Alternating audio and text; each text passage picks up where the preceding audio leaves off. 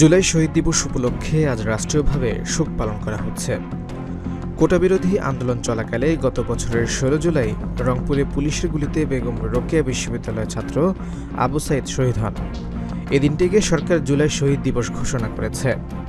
দিবসটি উপলক্ষে বুধবার রাষ্ট্রীয়ভাবে শোক পালনের সিদ্ধান্ত জানিয়ে মন্ত্রিপরিষদ বিভাগ থেকে গত 2রা জুলাই প্রজ্ঞাপন জারি করা হয়। মন্ত্রিপরিষদ বিভাগের উপসচিব তানিয়া আফরোজ স্বাক্ষরিত প্রজ্ঞাপনে বলা হয়, সরকার প্রতি বছর 16 জুলাই জুলাই শহীদ দিবস হিসেবে ঘোষণা করেছে এবং ওই দিন জুলাই শহীদ দিবস হিসেবে পালনের নিমিত্তে জাতীয় ও আন্তর্জাতিক দিবস পালন সংক্রান্ত মন্ত্রিপরিষদ বিভাগের 21 অক্টোবর 2024 তারিখের পরিপত্রের খ শ্রেণীভুক্ত দিবস হিসেবে অন্তর্ভুক্ত সিদ্ধান্ত গ্রহণ করেছে।